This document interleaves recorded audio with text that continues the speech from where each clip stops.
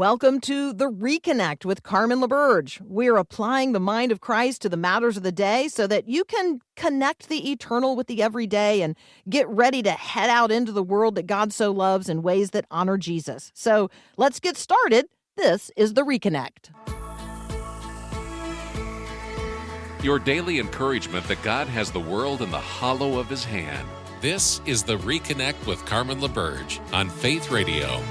If we're gonna fly, we fly like eagles, arms out wide. If we're gonna fear, we fear no evil.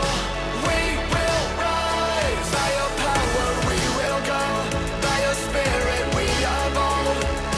If we're gonna stand, we stand as giants. If we're gonna walk, we walk as lions. Hello, my friend. I'm Carmen LaBerge. This is hour 2 of The Reconnect on Monday, June the 8th. I don't mind telling you that tomorrow is my birthday, and so we will be acknowledging that. Just feel like it's important. Like I shouldn't just drop it on you on the day of. And it's not nearly as important as my rebirth day, but I don't have a date of my rebirth day. I was reborn to a living hope in Jesus Christ when I was just before my 16th birthday. I was at a camp called Windy Gap. It's a Young Life camp in North Carolina. And my dad had recently very unexpectedly died. And I was a wreck. And what was offered to me was the peace of Christ, which surpasses all understanding. And I certainly knew I was a sinner, and I had certainly been exposed to the gospel. But that was when I responded to it. And so my rebirth day is also in early June. And so my birthday is tomorrow. My rebirth day is right around now as well. And so I just want to acknowledge that. I hope you know that your rebirth day matters more than your birthday. And that being born again to a living hope is essential. And so I want you to think about that. Whenever your birthday is, I also want you to think about when your rebirth day is. And we'll talk about that more tomorrow. Headlines. We bring the mind of Christ to bear on the headline news of the day. And so, yes, we could talk about the ongoing war in Iran and the ongoing war that Iran is engaged with Israel, and Israel with Hezbollah in Lebanon. And we could talk about devastating headlines in other parts of the world as well. But increasingly, here's what I am doing. I am not assuming that the headline news that captivates my attention is necessarily having or holding the attention of another person. And so I tried this over the last week. I just tried asking other people what they're interested or thinking about in terms of the events going on in their community or in the country or in the world. And so I am doing less initiating in terms of, hey, have you heard what's happening in DC, or have you heard what's happening in the cities, or in the, at City Hall, or in the state capitol, or on the ball field, or whatever. Instead of initiating that way, I'm asking, hey, what interests you and your friends? What are you thinking about in terms of the events going on? So I don't actually use the word news if I can avoid it. I'm listening more than I'm talking, and I'm listening with more than my ears. So when a person responds and they share what they're interested in, and more times than not, it's a person. What they're interested in is that their daughter just recently graduated from high school, and they're looking forward to, college. This is their last summer together. Or grandma and grandpa are thinking about selling the family farm, and we're looking for a place that they could move to closer to us. Or observations about very, very, very local politics. I mean, one recent conversation with a young person near where I live, and really her concern is transportation, like the road system and its inadequacy. It takes her an hour to get to her, her job, and she doesn't live that far from it. It's just there's so much congestion. So that's consuming her attention, her energy. That's what she's most interested in. And so then I'm asking like a follow-up question, not informationally, but more related to feelings or personal impact. So how is that affecting you and your family is generally my follow-up question. Whatever it is that's going on. Well, how is that affecting you and your family? So if what's aggravating to people is the price of gas, well, how is that affecting you and your family? Like literally get personal as fast as possible. People are passionate about what they're passionate about because there's something personal connected to it. So that's what we're trying to root into in our conversations. The most important things that I would observe that are going on in most people's lives are not going to make the national headlines. They're not going to make internet headlines because what's most important in terms of what's going on in most people's lives is some stress in a relationship. When I look at the text line and what is consuming people's emotional energy, it's overwhelmingly about relationships. It's about being cut off in some way, shape, or form from their adult children or from their, my parents cut me off, my kids cut me off. I don't get to see my grandkids. Like it's relational stress. My husband left, or my husband is still here, but he left our marriage 25 years ago. It's relational stress. And then there's also, people stressing out about finances and the future, disappointment in themselves or in other people, fear. A lot of people sitting around waiting, lots of waiting rooms, lots of waiting in line. What are you waiting for? That is a conversation starter. Not what are you waiting for because we're all standing in line at AutoZone, like waiting on the one guy who came to work today. But ultimately, what are you waiting for? Like not the waiting in line part, but what are you waiting on? Like I'm waiting on the Lord every time. I'm using the waiting purposefully. I'm not bored, but boredom's not bad either. Like if somebody says they're bored, totally capitalize on that. What a privilege it is to be bored. I mean, that is an extravagance today, is it not? So I guess I just want to put this out there. What could you do to help the good news become news again today?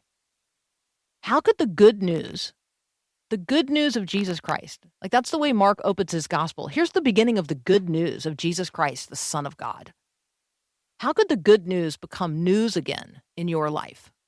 How could the good news become news again in your marriage or in your family or even in your church, certainly in your community? How could the good news become news again today? And how could you be an agent of that? How could you be a person through whom the good news finds its way into the life of your family or community or workplace today? Jesus is the good news. So how can Jesus show up today everywhere you show up? How might today be different if you consciously thought about Jesus, not just going with you, but before you by the power of the Spirit, with you into every place, with you in every conversation, every meeting, every appointment, every waiting room, every exam room, every lunch line, every traffic jam, every event of your day, not just Jesus there, but Jesus in you. Union in Christ. Are you walking with Jesus and talking with Jesus and processing with Jesus and consulting with Jesus and shopping with Jesus and driving with Jesus and waiting with Jesus? Are you doing that? On the last day of his earthly life, Jesus washed the disciples' feet. He instituted what we call the Lord's Supper. He ate and he sang with them and he talked with them and he led them on a walk through a valley over to a garden called Gethsemane. And along the way, as they walked through the rows of the vineyard, Jesus taught them about himself as the vine and them as the branches. And it's this intimate language of union in Christ. And so I want to commend that to your reading today. Could you read John chapter 15 today and just ask Jesus what he wants to show you or teach you or reveal about the intimacy of your relationship with him? We want to get the good news into us. so that it can flow through us into the world that God so loves. Our friend Elizabeth Neumann is going to join us next. And yes, we are going to do some of the headlines of the day. You're listening to The Reconnect.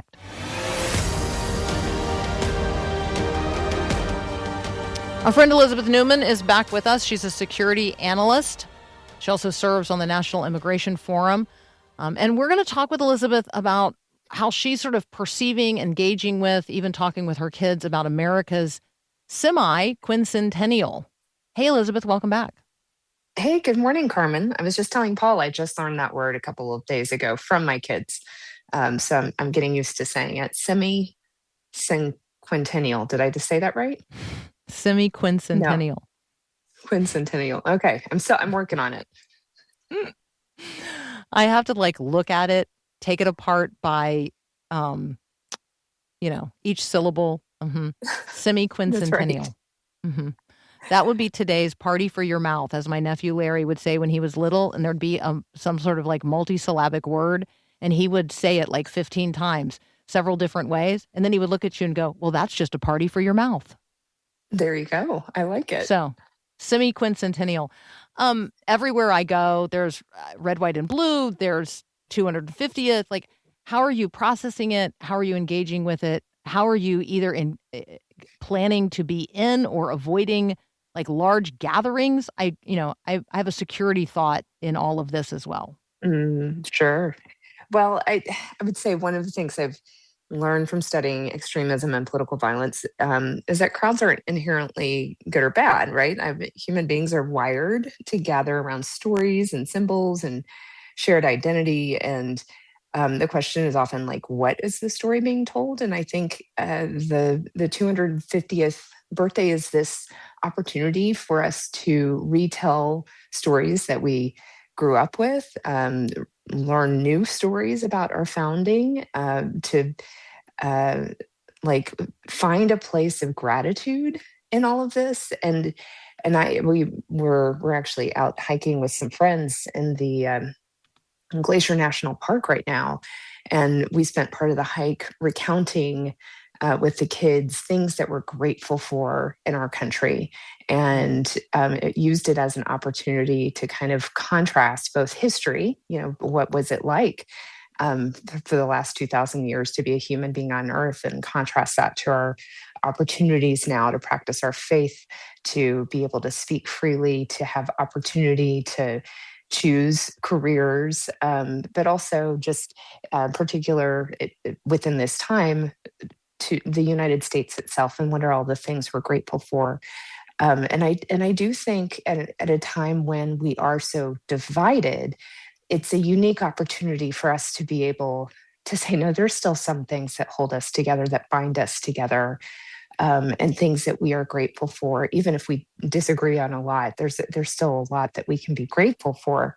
And I think practicing gratitude is a great way to start to maybe heal some wounds and find some unity. Not saying it's going to solve our problems; it certainly won't. But I am looking for this opportunity for us to practice that gratitude over the grievance, because there is a lot that people are struggling with. There's a lot that we can be aggrieved by, and I certainly am the last person to say that you shouldn't grieve what needs to be grieved or lament what needs to be lamented. But sometimes it's important to have these holidays to remind us of the good things too. So it's maybe an opportunity for us to come together and share those stories and share those reasons why we're thankful to get to live in what I think is the greatest country in the world, the greatest country perhaps in civilization, because of the freedoms that we endure. Not that we don't have lots to work on, but we can still pause and be really grateful for what God has granted us to be able to live here. So I find myself wondering, okay, so how does a person like Elizabeth Neumann, if you were able to wear the same lenses that you have as a security analyst today, interested in political violence and extremism, if you were able to somehow be transported, not just back 250 years, although we'd have to go at least back that far, and you were able to look at and consider the the revolutionary spirit that emerged among the people who lived in what we now call the United States. Do you see what I'm getting at? Like, I feel like it would Totally. be an interesting exercise for you to like evaluate what led to the American Revolution. I have struggled with this quite a bit. Were the revolutionaries extremist? I don't know, Carmen. I don't know if had I been living in that time and somehow had the language that I have, that it's a field that didn't exist back then, but somehow you could transport yourself back there with the knowledge that you have. Um, what rationale, which side would I find myself on? Would I be a loyalist? Would I be a revolutionary? Um, and I think one of the things we often forget about that time period is that it wasn't just 1776. It was years of writing back and forth, and of course, communication was very slow back then. But years of grievance, and it wasn't just a grievance and where we get mad and decide to do something. They were very thoughtful. I mean, if you go back and read the Declaration of Independence, I mean, the list of grievances are very well thought through, and they spent, many hours in toiling over that language. It was a rational argument that they were making, and the action itself was not necessarily to pick up arms and go kill King George. It was we are declaring our independence. Now we're taking up arms to defend ourselves. Now, still possibly that is a very generous American way of looking at things, but throughout history, you do find people defending themselves and what they perceive to be their rights being violated, and that is how the American revolutionaries framed themselves, which I do think is slightly different from an extremist narrative that is anchored in the idea that some other outgroup poses an existential threat to my success or survival, and therefore violence is necessary. The narrative in this case, especially in the American revolutionary context, was fact-based, was rational. There was a vote. there was process to it. And they perceived what they were doing as defending themselves, as opposed to I'm going to go. They didn't send the ships to Britain, right, and go sack the castle. It was a slightly different context than what we see terrorists today use. That said, when we study extremism and terrorism today, there are versions of it that are basically repressed people who are trying to throw off an oppressive government. And so it does get a little uncomfortable at times in my field, where you're like, oh, they're not very different from maybe the American revolutionaries. So there is some tension there in wanting to recognize, especially as Americans, the value of freedom. And when a government, for example, tells us this is a terrorist group, we always, back when I was in government, the State Department would always look much more closely. Is it really a terrorist group, or are you repressing your people and they are responding to try to protect themselves? That's not necessarily terroristic. That's people trying to gain freedom, and that's certainly. I think of a fight we see across the world today. Something that very we complex. contributed. Yeah. Yes, it is complex, but something that is amazing about America is the fact that we struggled with that and worked through that, launched freedom for so many across the globe. It's a revolution that's happening still today in many places across the world. Which when we come back means we will pivot to a conversation about what is happening in Iran. You might be wondering, why aren't the people there revolting? The government of Iran has proved very resilient in terms of its surveillance and repression of its people. So when we come back on day 100 of the war with Iran, we're just going to ask Elizabeth maybe to reflect a little bit on the new Ayatollah. That's next here on The Reconnect. Hey, I really like it that you listen whenever you want, wherever you are, at all times of the day and night. That is so cool. So thank you so very much for all the ways in which you support this ministry with your prayers and words of encouragement. Right now, in order for this podcast to be available everywhere all the time for everyone, I actually need your help. Could you support this podcast right now so that more people in more places at every hour of every day could hear about Jesus and grow in their relationship with him? Click the link in the show notes or give now at myfaithradio.com. And thank you so much again for listening to this podcast. This is day 100 of the America and Israeli war with Iran. Elizabeth Neumann is here with us. She's a security analyst. Elizabeth, I just thought I would invite you to maybe reflect a little bit on how new the new Ayatollah is. Seems to be pretty much the same as the old Ayatollah. Well, I do think one of the big shifts that most analysts are watching is that whatever power the former Ayatollah had is not what has been inherited by the new, and that what has actually happened is the IRGC, so the Revolutionary Guard, has really strengthened their leadership.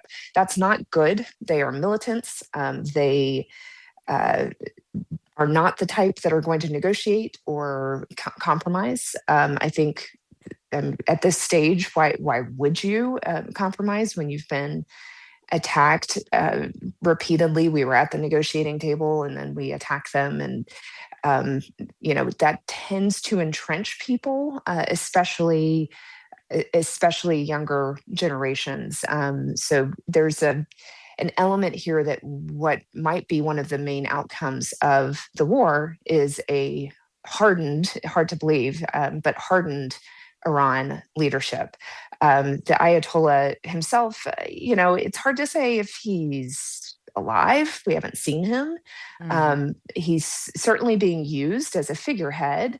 It's also very possible that they've learned, hey, Israel's got spies everywhere. We can't put anybody out there because they'll take them out. So this might be all very important operational security, why nobody has seen him. But I think a lot of people do kind of assume he must have been injured, both to protect him as well as not have him look weak from those injuries. He's just not made any public appearances. So we do have this weirdness of, is he really alive? Is he really in charge? And in some ways it might not really matter that much, because what we're watching is that the IRGC is just getting stronger. Mm-hmm. And for people who wonder, like, why the Iranian people, don't organize themselves, don't rise up, the IRGC is a huge part of that. I mean, preventative security measures, but also violence and deterrence against that over the course of time. I mean, are those, when in your community, is that, how would you answer the question, why have the people of Iran not risen up? I think there are two factors. There was a great uprising in January, and many, many people were killed. And when you go through something like that in a movement, it takes a while to recoup. I mean, it's very disheartening. And then this war started, and the timing was just off. Like, if they had started the war when the uprising was happening, there might have been a potential for it to actually overturn the government. That's still a really high bar. Like, the amount of control that the Iranian government has over its people is quite significant. It's not. It's hard to a Western audience to really understand how difficult it would be in a country the size of Iran to truly overtake. That you eventually have to persuade the military to join you, and that would be a really high bar to accomplish. The other thing that Iran did immediately when the war started is they just cut off all communications. There was an internet blackout until just a few weeks ago, so people couldn't communicate. Usually when we, the United States, are involved in some sort of activities where we're hoping that people will rise up, we work for 6 months, a year, 18 months, 2 years. I mean, a lot of planning goes into providing the resources necessary for the people on the ground to be able to do that uprising. Communications is a huge piece of that. So providing alternative satellite link phones would have been key to be able to equip them to be able to actually rally. They need weapons. They need They need resources to be able to survive in hiding. It appears that none of that, at least at the scale that was needed, none of that was in place. So the necessary elements for an uprising to be successful just weren't there when we decided to launch this attack. Elizabeth, we are so grateful for your willingness to come and talk with us and share with us. Have a wonderful vacation Well, and thank you. enjoy Glacier National Park. What a beautiful, extraordinarily beautiful part of the country. What a gift. It is. It is. I hope everybody gets to get outside and enjoy both this beautiful country of ours and God's creation. It's good for the soul. Absolutely. Absolutely. I mean, we would sing some very patriotic, from sea to shining sea songs if we were with you. I would love that. Yeah, I love that. That's Elizabeth Neumann. She's a security analyst. She works with the Moonshot Group. She also works with the National Immigration Forum. You can find her at elizabethneumann.org or on Substack. That's probably the best place to find her. Her Substack is called Courageous Faith. We'll send you that link on the text line, 877-933-2484. Next up, a conversation with Dylan Pauman. He is the co-author of The Christian Roots of American Liberty. You're listening to The Reconnect.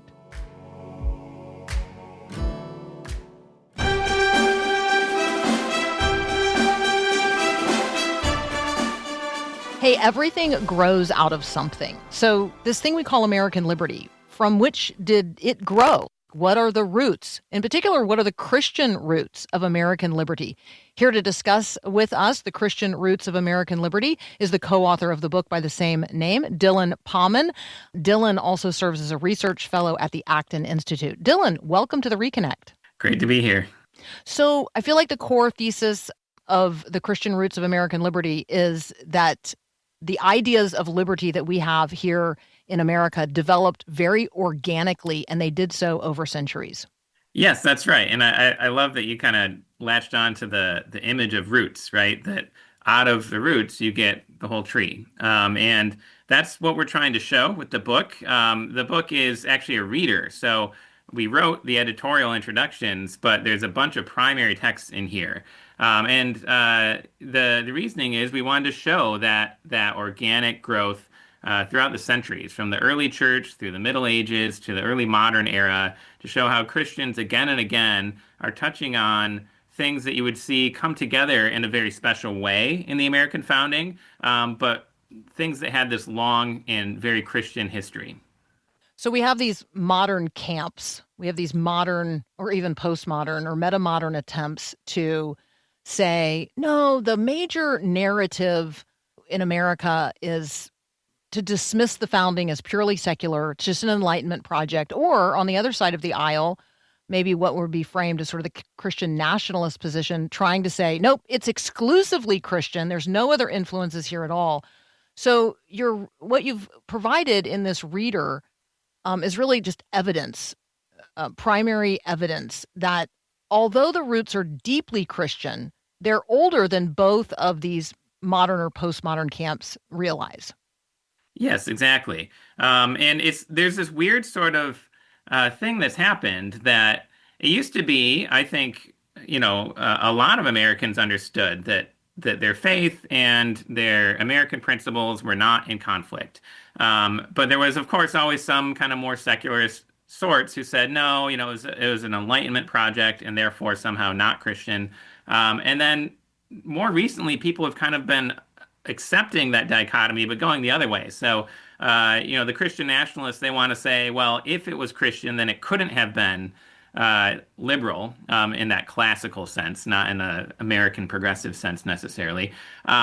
Or they'll say, well, they're right. Therefore, we need new principles. We need a new founding.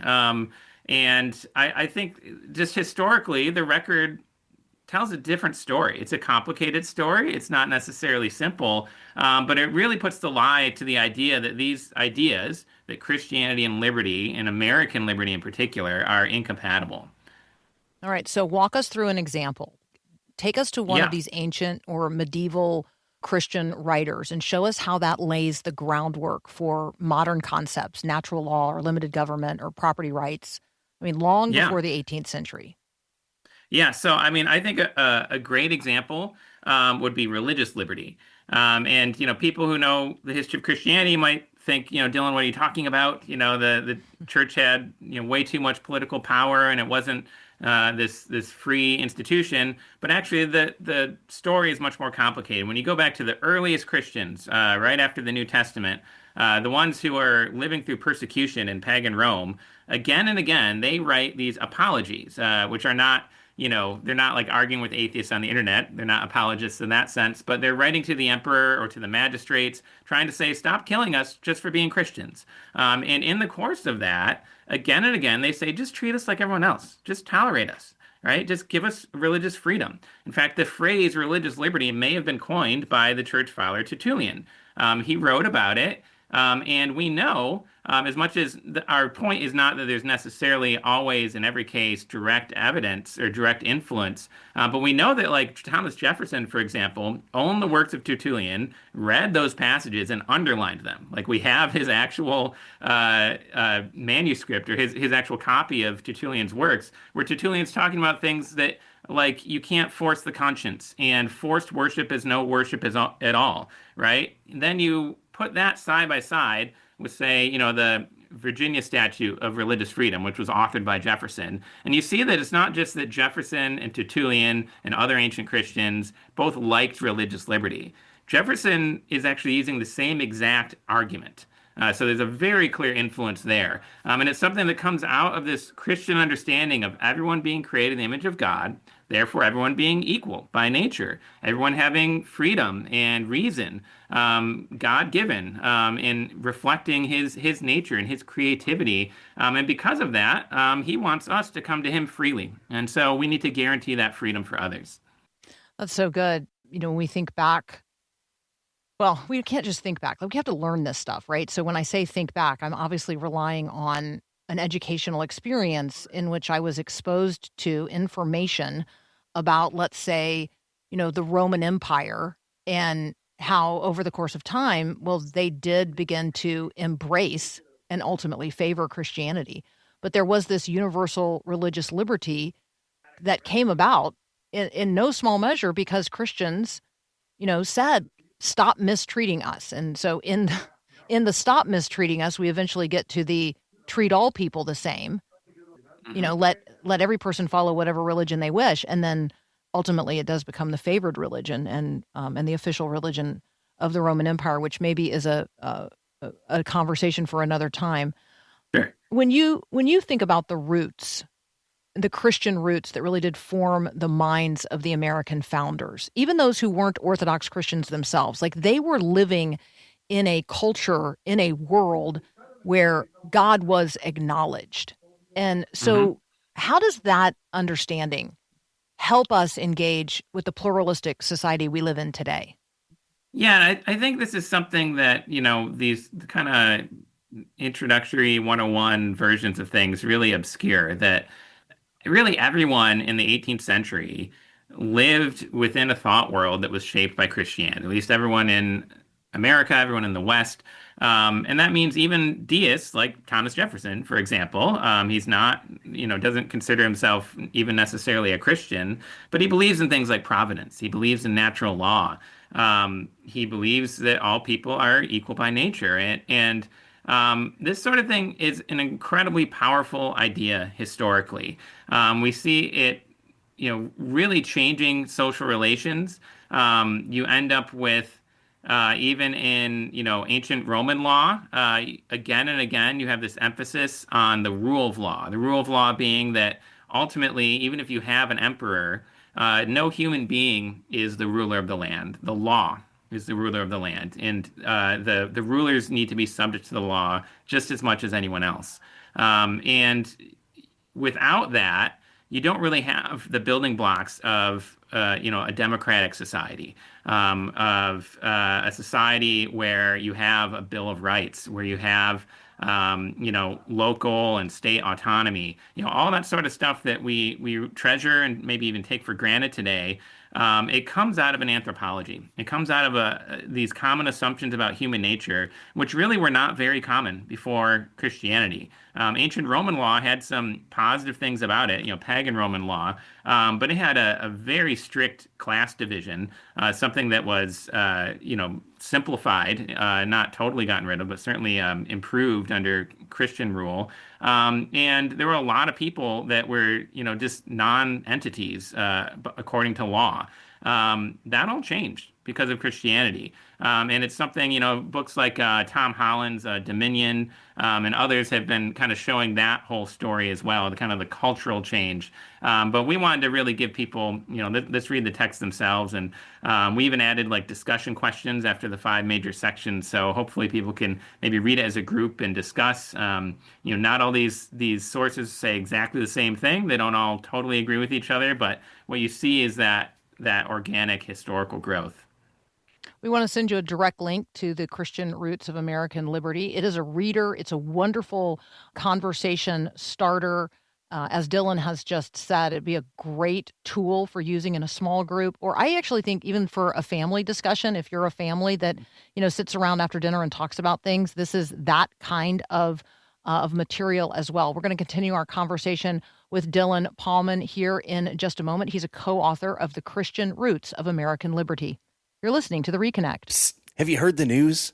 Listening just got better with the new and improved Faith Radio app. No more restrictions, no more static, no more missing your favorite shows. Now, listen when you want, where you want, and share with everyone. When you need hope, encouragement, Jesus, it's right there on your phone. Text the word app to 877-933-2484 and follow the link or search Faith Radio Network in your app store. We're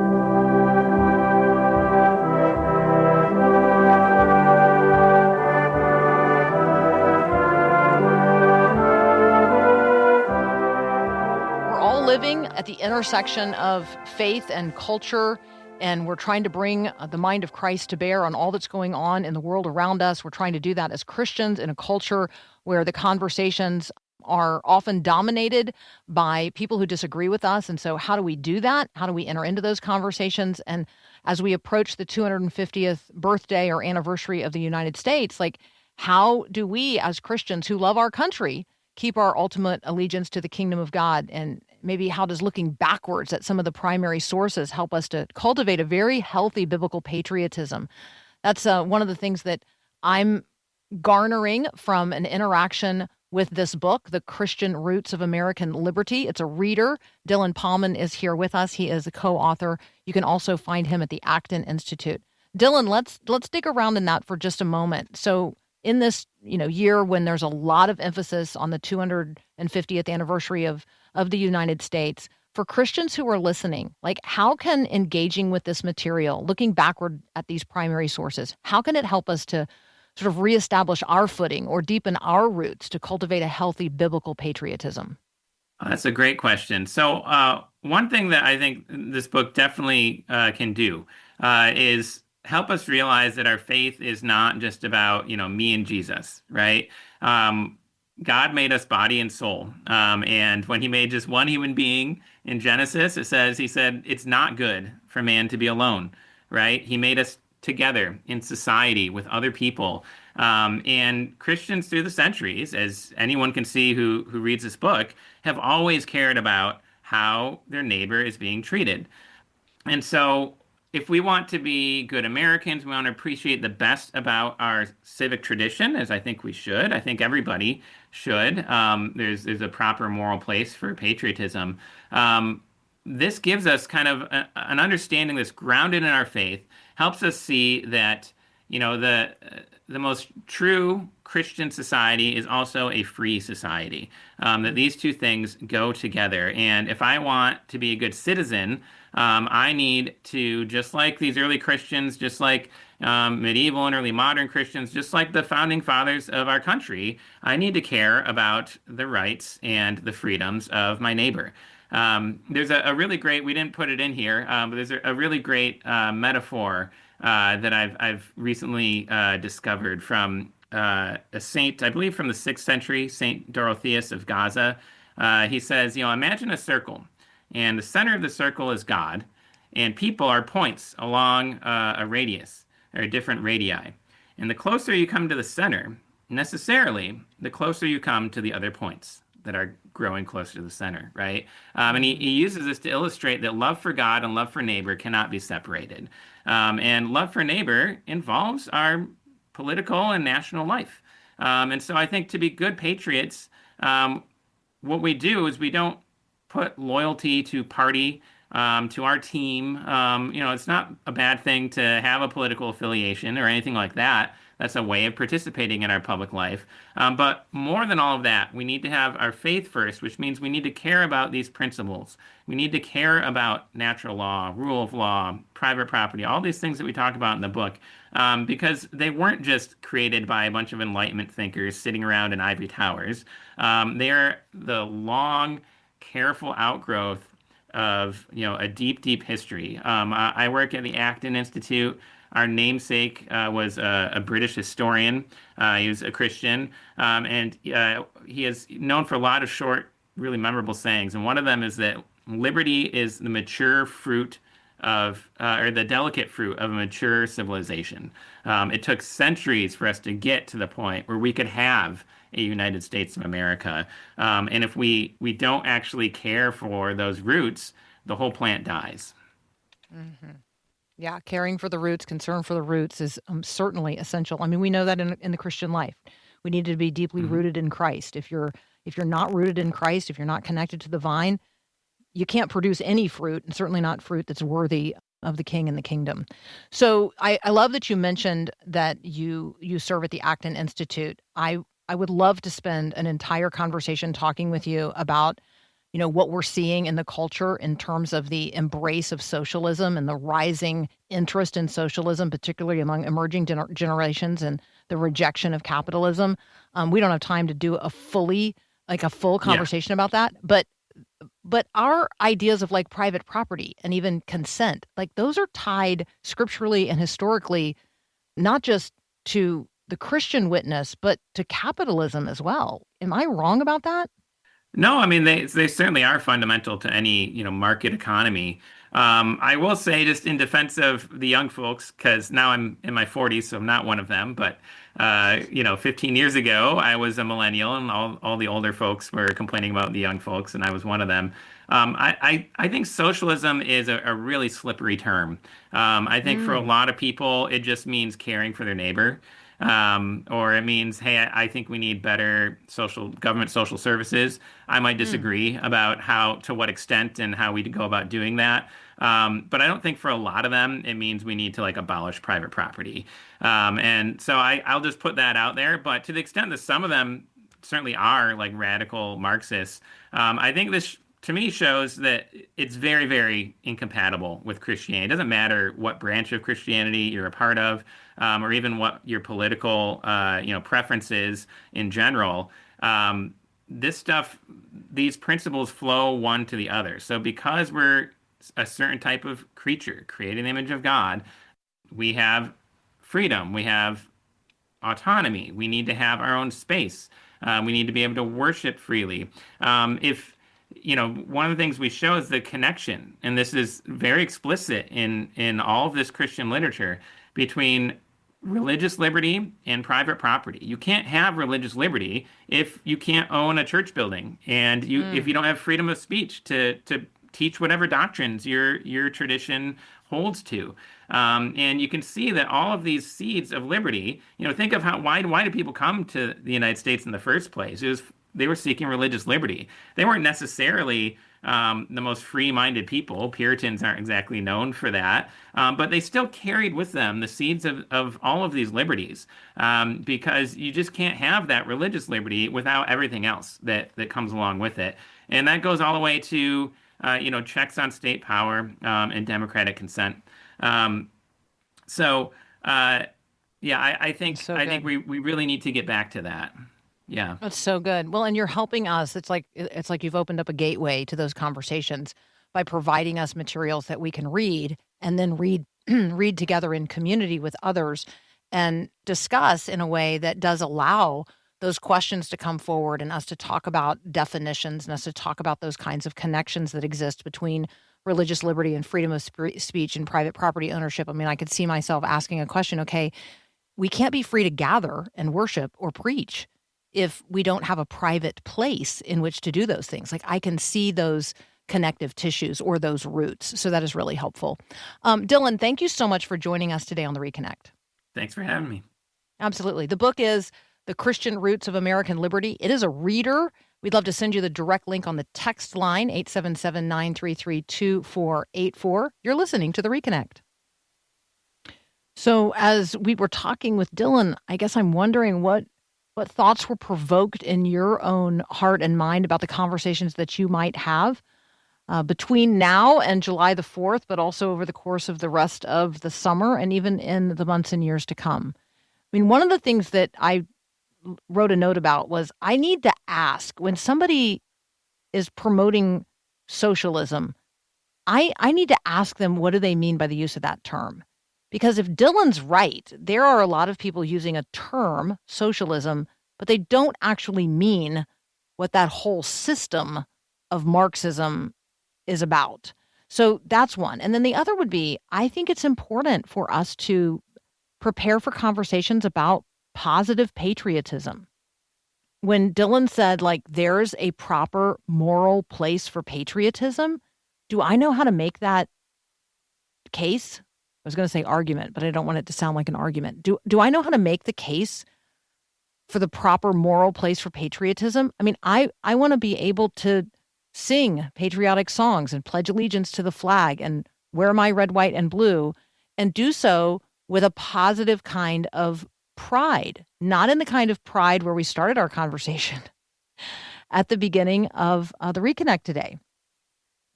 Dylan said the most true Christian society is also a free society where I care about how my neighbor is being treated, which, of course, is a very easy segue for us as Christians into a conversation about who is my neighbor, which would get us into Jesus answering that very same question. So who is my neighbor? I also felt like, I could really spend some time tilling the soil of that seeds of liberty, roots to fruits image that Dylan brought forward.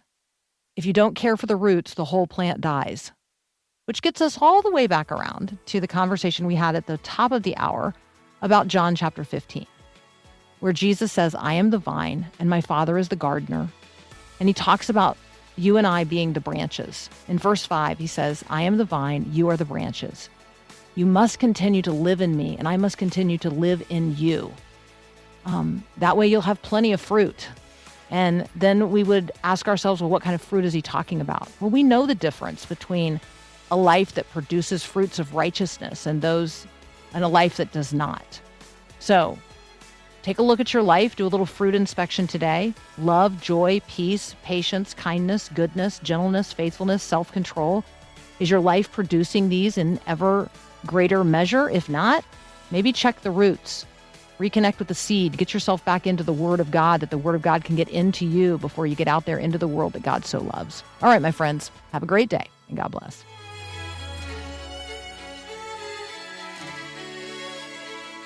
Thanks for listening to The Reconnect with Carmen LaBerge. Let us know how we can help you more fully reconnect the eternal with the everyday. We want to walk with you throughout your journey of discipleship, so let's connect. You can text us at 877-933-2484 or connect with us online at myfaithradio.com and on all our social media. I look forward to connecting with you as we each seek to reconnect the eternal with the everyday.